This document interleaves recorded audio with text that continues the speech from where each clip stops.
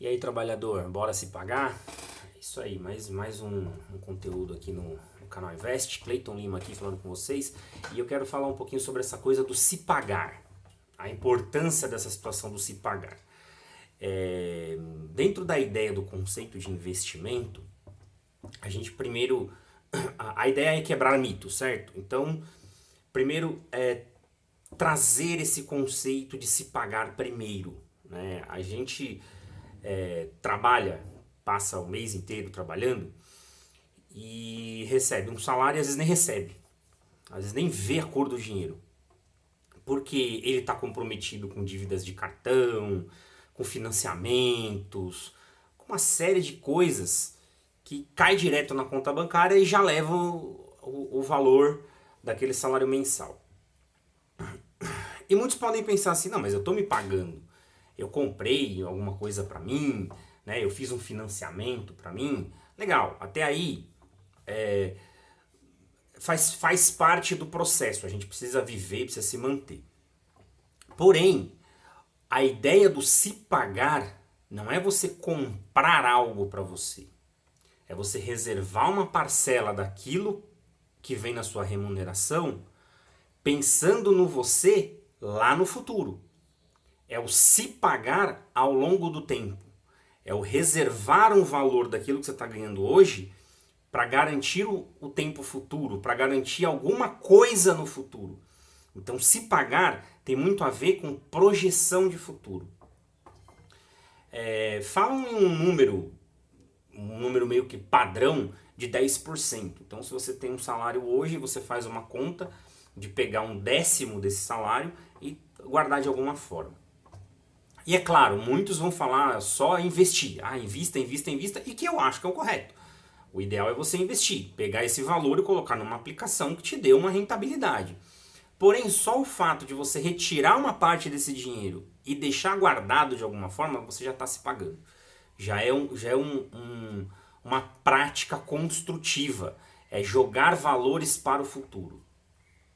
E aí muitos vão falar assim, ah, mas não dá para fazer isso. Né? Como que um pai de família com 4 filhos, que ganha um salário mínimo, e etc, etc, todo esse discurso que a gente vê por aí. E não dá para deixar de concordar com isso também. De fato, tem pessoas que não vão ter essa condição. Tem pessoas que não vai ter essa possibilidade. E para essas pessoas, a gente pode falar pouca coisa. Não tem muito que você pode falar para uma pessoa que de fato tem uma situação de vida muito precária. Que de fato existem. Tem pessoas aí que não têm trabalho, não têm remuneração nenhuma. E aí como é que faz? Como é que essa pessoa vai investir? E é uma massa muito grande de pessoas. Porém, não existe só essas pessoas na condição de não se pagar. Muitas pessoas que têm condição de se pagar, que têm condição de tirar uma parcela do salário e guardar de alguma forma, não faz. E muitas delas utilizam desse argumento. Já aconteceu de eu estar conversando com algumas pessoas e comentando sobre investimento e ela vem com esse argumento, tipo, ah, mas como é que uma pessoa que tem lá, ganha um salário mínimo, tem filho, tem aluguel, tem alimentação, como que essa pessoa vai investir? E como que eu vou argumentar com essa pessoa que está me contando essa situação? É simples. Esta pessoa que tem essa condição mais precária, a situação de vida dela é diferente de quem está usando o argumento. E quem está usando o argumento não está fazendo.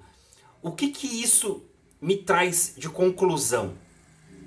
Tem muita gente que utiliza um argumento que não ilustra a vida dela para justificar aquilo que ela não conhece, aquilo que ela não tem a disposição de conhecer. E é esse tipo de pessoa que precisa ouvir a parte do que eu tenho a dizer aqui. Porque hoje em dia, você ter um emprego e ter uma remuneração está se tornando já um privilégio. É fato. Está se tornando um motivo para você agradecer e para você se sentir beneficiado. Porque são muitas pessoas, já passamos de 15 milhões de pessoas desempregadas, aí, os últimos índices falam em 14% da população economicamente ativa, que gera aí em torno de 15 ou mais milhões de pessoas desempregadas. E fora o que tem de gente em informalidade. Então, é extremamente complexo você lidar com uma situação precária dessa forma. Porém, existem pessoas que estão empregadas, elas têm uma remuneração, e muitas vezes uma remuneração razoável, mas não se preocupam com a situação futura que ela vai ter. E por que eu acho importante falar isso? Porque no futuro ela pode estar desempregada. Ela pode estar numa situação de um emprego pior, de uma remuneração menor. E aí fica muito mais difícil. Outro quadro, outro cenário, outro tipo de pessoa que a gente encontra é aquele jovem, aquela pessoa que conseguiu um primeiro emprego, está com seus 16 anos, pode ter a sua carteira assinada, ou que acabou de sair de uma universidade cedo, se formou com pouca idade e começa a trabalhar. E aí, o primeiro pensamento que essa pessoa tem é em adquirir coisas. Né? Ela esquece que precisa de construir um patrimônio e começa a adquirir coisas. E aí começa a gerar um problema. É cartão de crédito fácil, é financiamento de veículo fácil, até financiamento de imóvel, que muitas vezes acaba sendo fácil.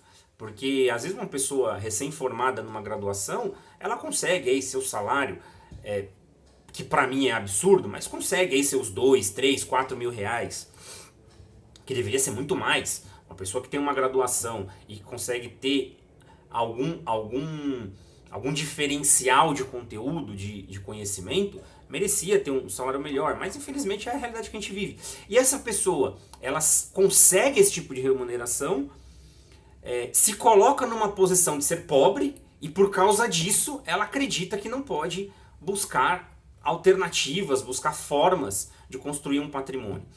Pois bem, uma coisa que essa pessoa não sabe é que o tempo trabalha a favor dela. Então hoje, uma pessoa aí com 16, 18, 20, 25 anos, a melhor forma que ela tem de abrir a mente em relação a esse tipo de situação é pensar que ela tem anos pela frente, ela tem... Como que a vida dela deve estar com 40, 50 anos? E eu meio que posso falar como essa vida vai estar. Porque nós somos treinados para isso. Ela vai estar desesperada com a aposentadoria, pensando em aposentadoria, talvez numa situação mais precária que hoje, e o mundo em constante evolução. A relação de tempo com o dinheiro tem algo que trabalha constantemente dentro desses dois fatores, tempo e dinheiro, que é a ideia de juros. Quando você adiciona juros nesses dois fatores financeiros, vai gerar um impacto muito forte na vida de cada um. E veja bem que até agora eu não falei que tipo de impacto é esse. Pode ser um impacto positivo, que por sinal é até mais difícil de conseguir, como pode ser um impacto negativo, que é muito mais fácil de conseguir. Vamos exemplificar isso. Se você pega uma parcela do seu dinheiro e financia um carro com essa parcela do dinheiro, os juros que vão incidir ali vão gerar um impacto extremamente negativo no futuro. Ou seja, quando você terminar de pagar esse carro, você vai ter pago 2 carros, às vezes até mais, vai ter um só, o carro vai estar desvalorizado e provavelmente você não esteja na mesma condição financeira de que estava lá atrás. Pode ter sido que esteja melhor, mas a probabilidade de estar numa condição pior é muito grande, porque você já começou tomando decisões que complicam a sua condição financeira. Se esse mesmo valor for colocado em algum tipo de aplicação do mercado financeiro, seja as mais conservadoras que existam, esse dinheiro ele vai se valorizar, ele vai ganhar maior valor no futuro, vai rentabilizar e vai te possibilitar comprar esse carro. Tudo bem que seja 2, 3 anos à frente, esse é um custo. Eu acho que talvez seja o maior custo. É você adiar um objetivo, que é de fato muito difícil, porque o emocional pesa nessas horas. Mas esse valor colocado numa aplicação financeira, por mais conservadora que seja, vai gerar um valor maior, vai criar um patrimônio e vai te possibilitar a realização do objetivo. Então, esse pensamento, essa ideia de juros em relação ao dinheiro e ao tempo, ele precisa ser melhor explorado. Se a gente conseguir explorar melhor essa condição, os objetivos, os sonhos, as realizações poderão ser realizadas de forma não traumática e com construção de patrimônio. Então, você abandona um ciclo negativo do juro gerando um impacto ruim na sua vida e cria um ciclo positivo, fazendo com que os juros gerem um impacto positivo. Então, eu queria deixar essa mensagem aqui nesse primeiro conteúdo a respeito de pessoas que têm de fato dificuldade e que provavelmente não é para elas entrar nesse ciclo de investimento. Talvez não seja o momento para elas entrar, talvez a característica de vida delas, talvez de fato não seja. Porém, outras pessoas que têm a possibilidade, que podem começar a pensar nisso, talvez não seja adequado utilizar esse mesmo argumento da impossibilidade, pois para elas é possível sim. Então, por esse conteúdo aqui é isso. Espero deixar uma boa reflexão aí para cada um. E vem mais conteúdo por aí. Por enquanto é isso, galera. Tranquilidade. Trabalhar é investir, e investir é trabalhar. Vamos nessa.